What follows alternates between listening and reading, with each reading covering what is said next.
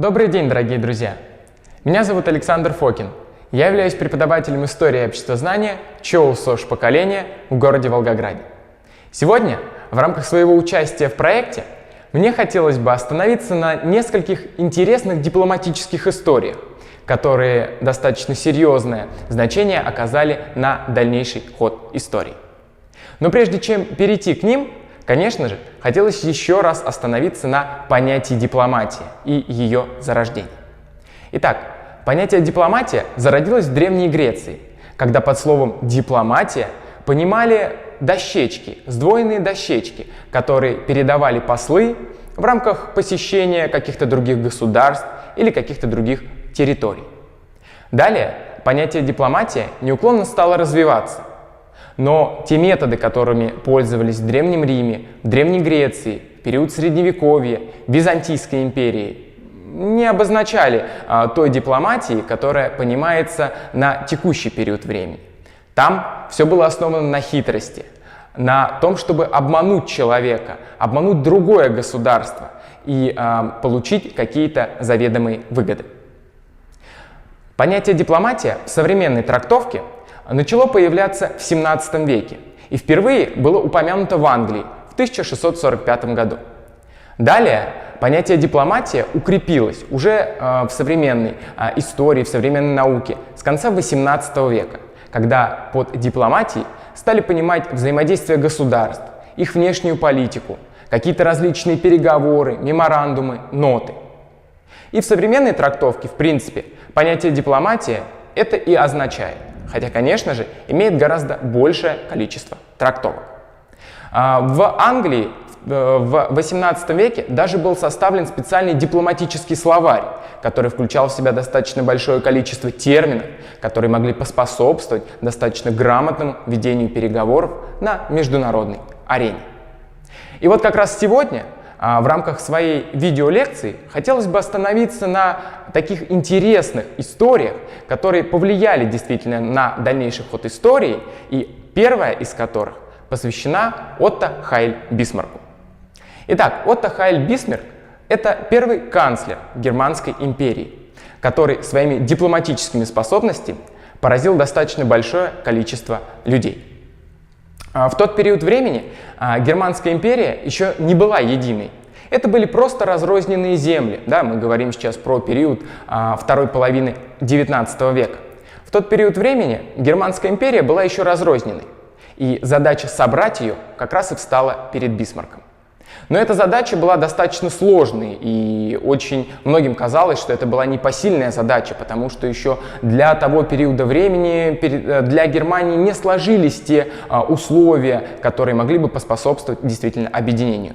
Но Отто Хайль Бисмарк, благодаря своим дипломатическим способностям, смог это сделать. Здесь, как я уже упоминал ранее, ему удалось воспользоваться достаточно различными методами, в том числе где-то пойти на хитрость. Здесь, в период нахождения у власти, он столкнулся с одной очень интересной личностью. Это Александр Михайлович Горчаков, который в тот период времени был министром иностранных дел Российской империи. Это две великие личности, которые вели свою дипломатическую борьбу. Александр Михайлович пытался реабилитировать Россию на международной арене, пересмотрев условия Парижского мирного договора. Отто Хайль Бисмарк пытался найти те узелки, которые могли бы помочь Германской империи стать единым целым и стать крупнейшей державой на международной арене. Здесь как раз и стоит отметить первую заслугу Бисмарка, то что он нашел нужного союзника для своей страны, а именно Российскую империю. Как я уже сказал, после Крымской войны Российская империя была в достаточно плохом положении. Ее авторитет на международной арене был достаточно низок, а те потери, которые произошли после Крымской войны, не давали России полноценно и полноправно развиваться на международной арене. Здесь же Александр Михайлович Горчаков, еще когда вступал на пост министра иностранных дел, дал обещание императору Александру II о том, что он пересмотрит условия позорного, как тогда считалось, Парижского мира. Это действительно ему в дальнейшем удалось на Лондонской конференции в 1871 году. И вот здесь как раз Бисмарк нашел союзника в лице Российской империи, с которым и продолжал достаточно активную дружбу. Здесь, понимая, что Российской империи надо, собственно, выбираться из тех дебрей, которые были в рамках международной обстановки, Отто Хайль Бисмарк предложил достаточно выгодную дружбу для Российской империи. И здесь получилось, что Российская империя поддерживала во многом те германские земли, а германские земли, в свою очередь, не противостояли никоим образом тому, что Россия потребует пересмотра Парижского мира. Отто Хайль Бисмарк как раз и воспользовался своими дипломатическими способностями и наряду с Александром Михайловичем Горчаковым продвинул интересы Германии на международной арене. Также стоит отметить, что франко-прусская война, которая разгорелась в этот же период времени, тоже во многом является заслугой Отто Хайль Бисмарка. Потому что, собственно, повод к войне — это действительно сфабрикованная, скажем так, ситуация, которая действительно была составлена Отто Хайль Бисмарком. В чем же ее суть? Между Германией и Пруссией на тот период времени было достаточно большое количество противоречий. Но прусский король не хотел вступать в открытое противостояние с Наполеоном III. Здесь он пытался лавировать между различными взглядами, различными идеями, во многом не решаясь объявить открытую конфронтацию и вступить в открытое противоборство с Францией. Отто Хайль Бисмарку и его приближенным во многом казалось, что прусский король присмыкается перед Французской империей и лично перед Наполеоном III. И очень многим это не нравилось. И здесь Отто Хайль Бисмарк совместно со своими приближенными пошел на хитрость. Что же он сделал? Послание, которое было адресовано Наполеону III от прусского короля, было перехвачено и переделано лично Бисмарком. Как потом он вспоминал в своих заметках, в своих личных дневниках: я просто взял карандаш, зачеркнул то, что мне не понравилось, и оставил только начало депеши и ее окончание. Собственно, здесь и получилась такая ситуация, в рамках которой Францию спровоцировали на начало войны, потому что многие прекрасно понимали, что прусский король все-таки достаточно мягкотел и не сможет объявить открытое противоборство Французской империи. Да, действительно, началась франко-прусская война, которую Пруссии удалось выиграть, и это поспособствовало дальнейшему объединению Германской империи. Германская империя у нас оформилась как единое государство в 1871 году. Соответственно, в дальнейшем Бисмарк также не оставил свою страну и привнес достаточно много дипломатических, в том числе, решений для того, чтобы Германия достаточно серьезное развитие получила, в том числе и на международной арене. Здесь стоит вспомнить, допустим, таможенную войну в конце 80-х, в начале 90-х годов, которая развязалась между Российской империей и Германией.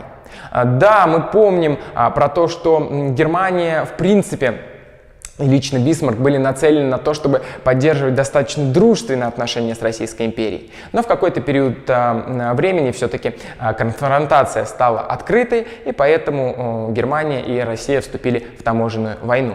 Но и здесь Бисмарк понимал прекрасно последствия данного противоборства, так же как и Сергей Юльевич Витте, который объявил вот такое противоборство по отношению к Германской империи. И таможенная война достаточно быстро завершилась, не наложив глобальных, серьезных последствий на обе страны.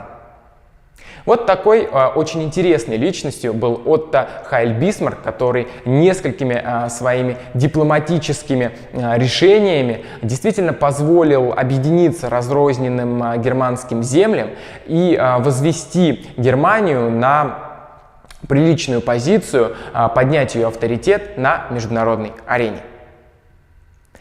Следующее событие, на котором хотелось бы остановиться, и следующая личность, которая заслуживает отдельного внимания, это президент Соединенных Штатов Америки Вудро Вильсон и его 14 пунктов, в которых он изложил принцип открытой дипломатии.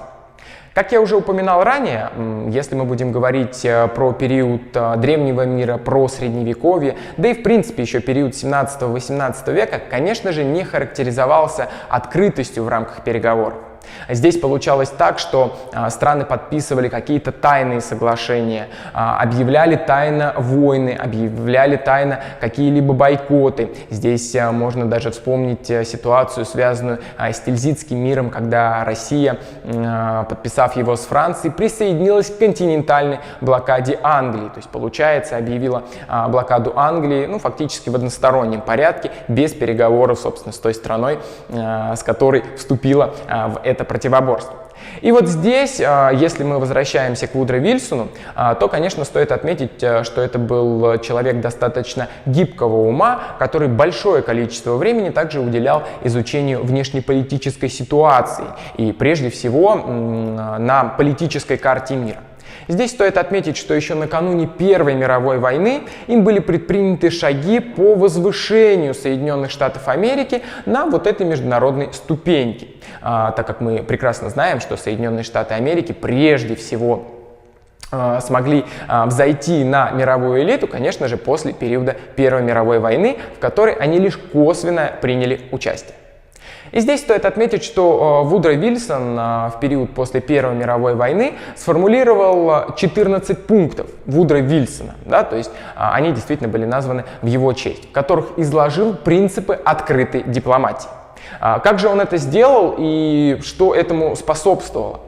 Здесь еще в конце 1917-х годов, когда произошла революция в России и к власти пришли Советы, Владимиром Ильичем Лениным был предложен декрет о мире, в котором говорилось о том, что собственно, возможно подписание каких-то тайных, сепаратных соглашений, односторонний выход из военных действий, что, конечно же, не нравилось большинству западных держав. И вот такой альтернативой действительно стали 14 пунктов Вудро Вильсона, где первым пунктом именно указывался принцип открытости в переговорах, принцип открытости дипломатии. То есть все международные соглашения, все международные сделки, подписание мирных договоров, они действительно должны были быть обозримы на мировой арене, действительно должны были обсуждаться политическим пространством для того, чтобы уже принимать какое-то конкретное решение. Хотя бы оповещать о том, что такие мирные соглашения, такие договоры действительно были подписаны. Вудро Вильсон не только известен составлением вот таких 14 пунктов, здесь его заслуга во многом еще и в том, что он предлагал достаточно различные пути по стабилизации общей мировой картины. Потому что период после Первой мировой войны, конечно же, был насыщен хаосом, разрухой. Мы помним, что 4 империи было разрушено после периода Первой мировой войны. И здесь, конечно, миру нужна была какая-то новая стабильность, какая-то новая стабилизация. И, по сути, Вудро Вильсон предложил достаточно интересные исходы вот этой ситуации. Он был одним из тех, кто инициировал создание Лиги наций, прототип Организации Объединенных Наций, которая существует и по сей период времени. Лига наций должна была ответить на многие вопросы, которые ранее, собственно, очень плохо освещались в международном пространстве. Здесь получалось так, что Лига наций должна была стать той самой мировой организацией, которая обсуждала те или иные решения, помогала поддерживать стабильность на международной арене, ну и, конечно же, принимала различные документы, которые были направлены именно на улучшение жизни не только европейских стран, но и всего мира в целом. Я хочу напомнить, что данная организация была создана в 1919 году, как раз после Первой мировой войны. Советский Союз в дальнейшем вступил в нее в 1934 году, однако за развязывание советско-финской войны он был в дальнейшем исключен из Лиги наций. Соответственно, Вудро Вильсон очень многое сделал для того, чтобы данная организация существовала и для того, чтобы данная организация действительно поддерживала стабильность в Европе, потому что в условиях новой существовавшей Версальско-Вашингтонской системы это было достаточно непросто сделать. Далее стоит отметить, что Вудро Вильсон явился в Европу с первым официальным визитом в рамках Парижской мирной конференции, на которую, собственно, он и приехал для обсуждения различных аспектов, связанных именно с последующим послевоенным устройством мира. Поэтудо здесь стоит отметить, что Вудро Вильсон, благодаря своей грамотной, тактичной политике, смог поднять Соединенные Штаты Америки на ту ступеньку, на которой они находятся по сей период времени.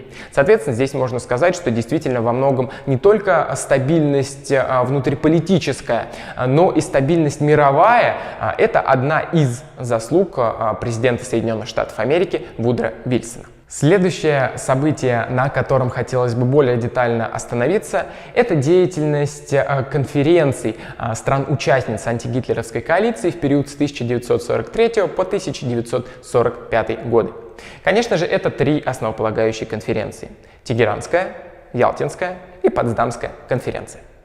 Здесь стоит отметить, что ситуация, которая сложилась на тот период времени, в принципе, в мире, она была достаточно напряженной. Естественно, Германия, которая наступала на Советский Союз, и деятельность всего германского блока стран оси, в которые входили в том числе Италия, Япония и ряд других стран, он действительно был очень агрессивен. И поэтому, конечно же, пересмотр именно послевоенного устройства мира был необходим.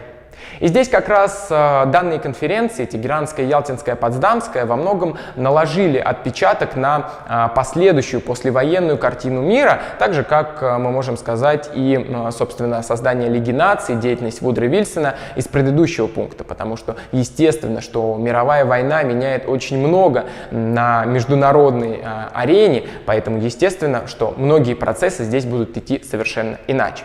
И здесь, конечно же, если мы будем говорить про те международные конференции, которые происходили в период с 1943 по 1945 год, то, конечно же, здесь можно отметить достаточно большие дипломатические игры, как мы их можем назвать, потому что, собственно, те задачи, те цели каждой из сторон, которые присутствовали на конференции, они были специфичны. Естественно, Советский Союз на протяжении всего этого периода времени, во-первых, хотел открытия Второго фронта. После того, как на Тегеранской конференции этот вопрос был обсужден, уже в 1944 году Второй фронт открыли. Далее, если мы будем говорить про две последние конференции, это Ялтинскую и Потсдамскую, то, конечно же, Советский Союз хотел компенсации за все те поражения, за все те потери, за всю ту разруху, которая была связана именно с наступлением германских войск на Советский Союз. Естественно, Иосиф Виссарионович Сталин пытался продвинуть эти интересы, и здесь, конечно же, мы еще остановимся на тех моментах, на тех методах, которыми пользовался он в рамках продвижения позиций Советского Союза. Конечно же, мы будем говорить про то, что Англия и США не хотели остаться в стороне и тоже перетянуть на себя одеяло победителя в этой мировой войне, главного, прежде всего, победителя в этой мировой войне, поэтому они, конечно же, хотели тоже продвинуть свои интересы. И вот тут как раз использование различных дипломатических, в том числе, методов во многом и наложило свой отпечаток на итоговых решениях каждой из конференций. Здесь можно отметить и те интересные истории, связанные с Ялтинской конференцией, как Иосиф Виссарионович Сталин подходил к выбору даже комнат, в которых проживали делегации той или иной страны, как он вел переговоры. И здесь на самом деле не только с Ялтинской конференцией, но и со всеми другими связано достаточно большое количество мифов, которыми они окутаны. Здесь можно сказать про то, что многие историки до сих пор спорят о том, знал ли Иосиф Виссарионович Сталин иностранный язык и мог ли он пользоваться действительно какой-то небольшой заминкой в тот период времени, когда переводчик переводил ему текст, а он уже давно, восприняв его, думал над ответом достаточно детально, достаточно продуманно, чтобы дать ответ на тот вопрос, который был ему задан. Здесь, конечно же, где-то использование методов давления, оно могло во многом навредить той или иной делегации, а где-то могло и принести пользу. Поэтому, конечно же, что со стороны делегации Советского Союза, что со стороны делегаций других стран-участниц конференции, использование вот таких различных методов было, во многом в диковинку даже, потому что такие открытые переговоры, они действительно впервые проводились, и вот именно фактически главы государств присутствовали на данных переговорах. Поэтому здесь какие-то методы определенные давления были использованы советской делегацией, методы давления со стороны Соединенных Штатов Америки, которые здесь действовали в тандеме с Великобританией, и многие решения действительно они продвигались именно для двух стран, да, и Советский Союз на данных делегациях, конечно же, оставался в меньшинстве. Но тем не менее, конечно же, как я уже сказал, здесь очень-очень важным деталям, даже каким-то мельчайшим деталям уделялось очень-очень серьезное значение, вплоть, как я уже сказал, до расселения делегации в Ливадийском дворце. Здесь, конечно же, стоит отметить, что итоговые решения, к которым пришли делегации трех стран-участниц, они, наверное, сполна не отражают тот перечень обсуждаемых вопросов, и это связано прежде всего с тем, что на Потсдамской конференции из обсуждающих сторон первых двух конференций остался только Иосиф Виссарионович Сталин, потому что Уинстон Черчилль не был переизбран на пост премьер-министра Великобритании, а Франклин Делано Рузвельт на тот период времени уже не стал, поэтому здесь какие-то решения все-таки они в дальнейшем не были воплощены в жизнь, хотя основополагающие моменты, которые были приняты уже на первых двух конференциях, они действительно были реализованы. Поэтому здесь, конечно же, использование вот таких различных методов, конечно же, здесь мы будем говорить про то, что стремление каждой делегации перетянуть на себя одеяло и использование абсолютно различных методов, вплоть до выбора места проведения конференции, оно во многом наложило определенный отпечаток на последующее послевоенное устройство мира. Да, вот если мы обратимся, допустим, опять же, к той же самой Ялтинской конференции, которая проходила в 1945 году, когда Советский Союз, по сути, находился еще в руинах, проекты восстановления только начинали реализовываться. Действительно, если обратиться к воспоминаниям современников, на столе было абсолютно все. И здесь Иосиф Виссарионович Сталин именно вот хитростью своего ума и дал определенные указания, чтобы ни одна из сторон не почувствовала, что Советский Союз в чем-то нуждается. Это был механизм, тоже определенный механизм давления на данные делегации. Поэтому здесь стоит только восхищаться действием каждой из делегаций, которая во многом протолкнула те или иные свои решения, которые, собственно, и определили дальнейший вектор развития внешней политики. Следующий вопрос и следующую личность, которую хотелось бы затронуть в рамках своего повествования, это Маргарет Тэтчер, железная леди Великобритании.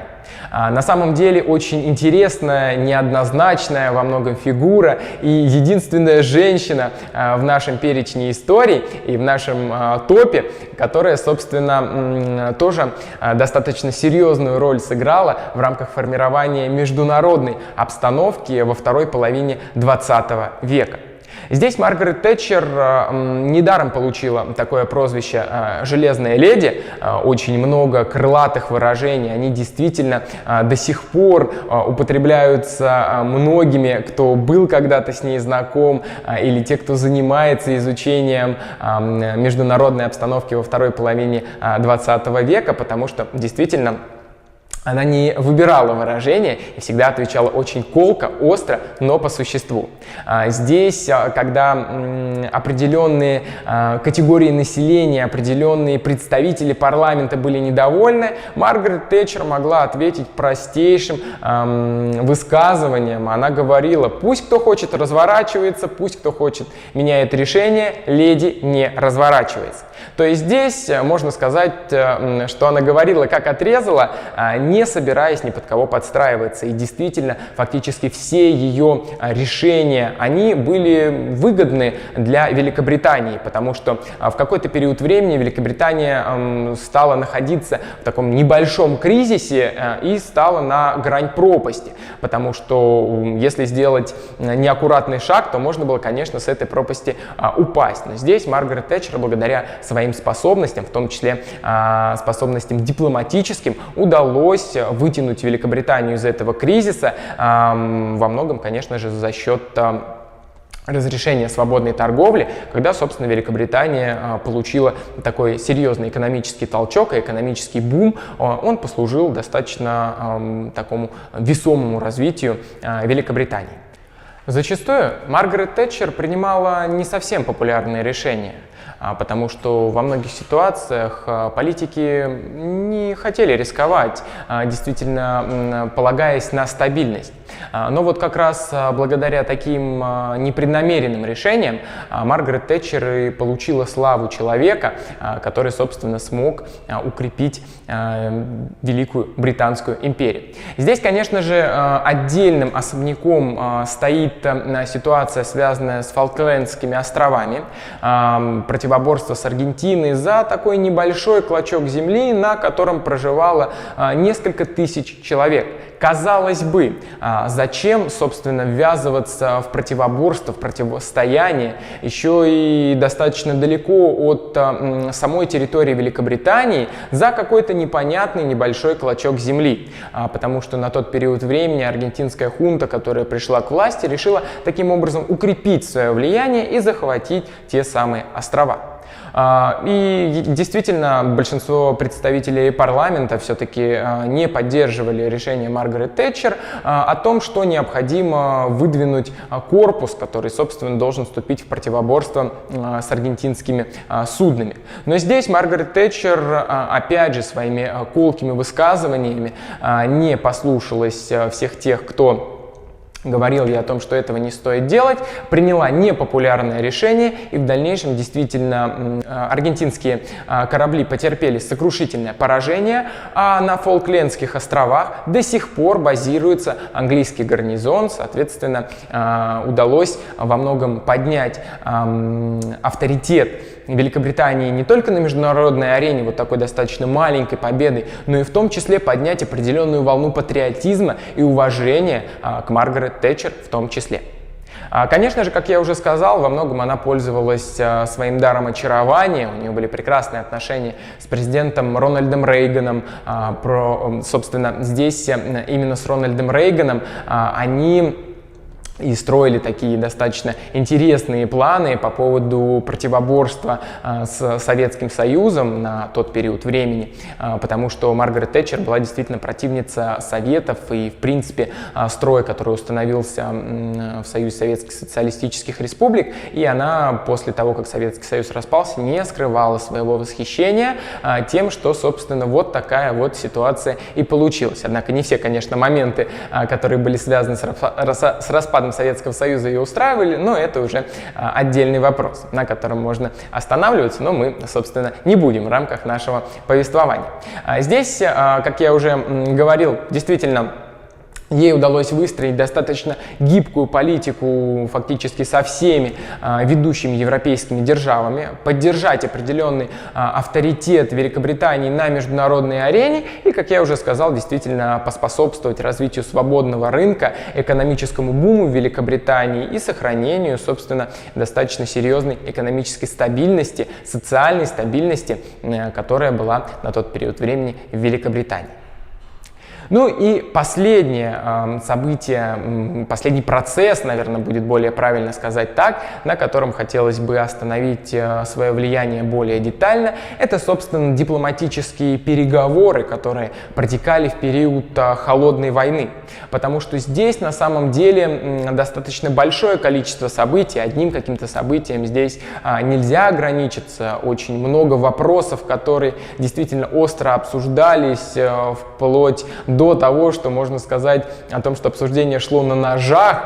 Здесь действительно очень многие вопросы, они были непопулярны среди представителей того или иного слоя, и поэтому приходилось те или иные вопросы действительно обсуждать очень-очень узким кругом людей. Буквально несколько десятков человек только знало о высших политических решениях, которые принимались в тот период времени между противоборствующими странами. Конечно же, да, как говорят представители социализма, те самые антагонистические формации, которые вступили в противоборство, это военно-политический блок НАТО, США во главе его и Советский Союз. И военно-политический блок Советского Союза — это организация Варшавского договора, которая чуть позже была образована. Собственно, вот эти две антагонистические формации и столкнулись после Второй мировой войны в рамках тех самых противоборств. Потому что, как я уже говорил, чуть ранее, вот, в том числе на тех самых международных конференциях,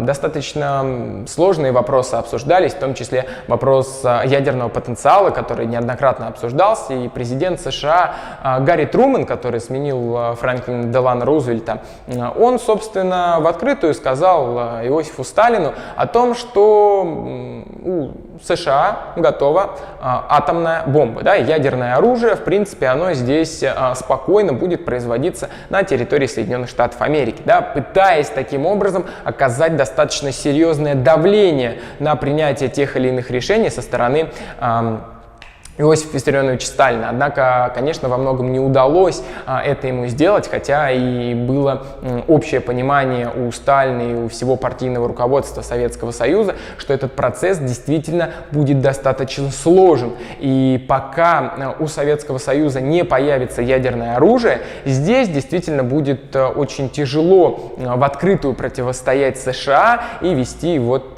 такие достаточно равные переговоры. Поэтому отношения в этот период времени они были достаточно натянуты, и многократно уже обсуждались планы ядерного удара по Советскому Союзу, однако удалось все-таки вот эту единую линию без начала именно Третьей мировой войны все-таки выдержать.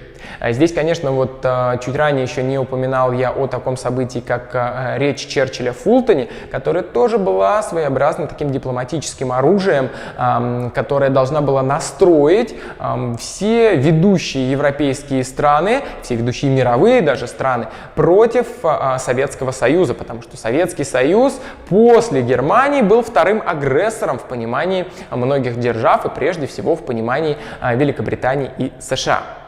Ну и возвращаясь, собственно, уже к тем переговорам дипломатическим, которые проходили в период Холодной войны, здесь, конечно же, да, можно отметить и переговоры, связанные с вопросами ядерного вооружения, потому что здесь было подписано достаточно большое количество договоров ОСВ-1, ОСВ-2, РСМД договор, РСМД, который был подписан в период нахождения у власти в СССР Горбачева. То есть тут достаточно большое количество моментов, достаточно большое количество вопросов, они требовали детального, серьезного обсуждения. Конечно же, особняком в рамках этого единого процесса стоит Карибский кризис, который разгорелся в 1962 году, когда отношения обсуждения ядерного потенциала и вопрос начала Третьей мировой войны достигли своего апогея. Потому что случилась ситуация, в рамках которой Соединенные Штаты Америки, собственно, начали продвигать собственную политику на территории Европы. Советский Союз ответил своими решительными действиями, и здесь на какой-то период времени мир повис на грань Третьей мировой войны, которая могла бы стать финалом всего существующего на международной карте мира. Но, тем не менее, в последний момент между президентом Кеннеди и генеральным секретарем ЦК КПСС Хрущевым здесь все-таки определенный консенсус случился. Они действительно смогли прийти к единому решению, и начало Третьей мировой войны, собственно, было отложено. Конечно же, надеемся, что было отложено навсегда. Поэтому здесь действительно навыки ведения переговоров и дипломатические навыки, они, конечно, были нужны не только каким-то конкретным людям, послам и дипломатам, ну и, в принципе, всему аппарату управления, который вступает во внешнеполитические связи с другими государствами. Здесь можно ответить то, что отдельные моменты, связанные с дипломатическими переговорами, не всегда удавались даже со стороны Советского Союза. Если мы вспомним подавление восстания в Венгрии, подавление восстания в Чехословакии, здесь все-таки получалось так, что Советский Союз не всегда хотел разговаривать со своими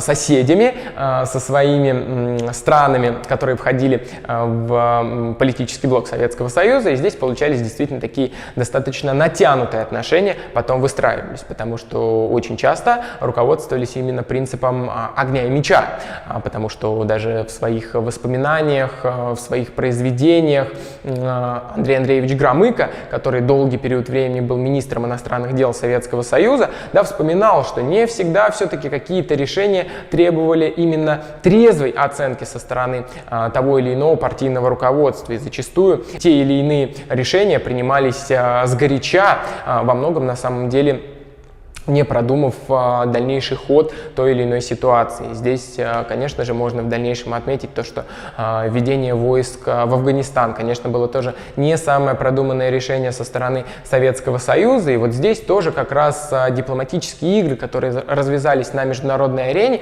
они во многом и наложили свой отпечаток на то, что Советский Союз все-таки не смог достичь того, что хотел, вводя войска в Афганистан и вступая, собственно, вот в эти противодействия. Поэтому, конечно же, да, здесь отдельные стороны дипломатических переговоров, дипломатических отношений можно рассматривать как такой единый процесс, и недаром этому посвящено достаточно большое количество работ, достаточно большое количество публикаций, книг, журналов и так далее. Здесь можно отметить, что и на текущий период времени дипломатические переговоры, они требуют достаточно серьезной подготовки, не всегда могут быть спокойными. Достаточно часто они происходят в таком натянутом русле.